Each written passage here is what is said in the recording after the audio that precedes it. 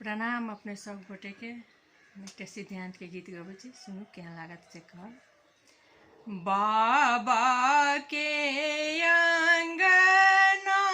में बाजे बधैया हे सोहावन लागे, धिया के होई छनि सिद्धांत हे सोहावन लागे, धिया के होई छनि सिद्धांत हे सोहावन लागे। अरिजन परिजन सकल करू हे सोहावन लागे, आजू के दीनायन मोल हे सोहावन लागे,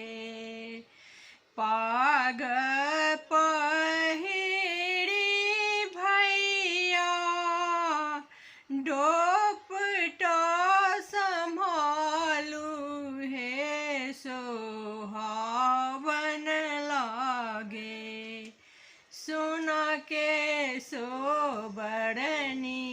लेलनि हाथ हे सोहावन लागे,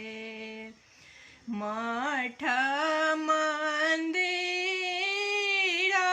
में सिद्धांत रचावल हे सोहावन लागे, शुभ शुभ बाजू सब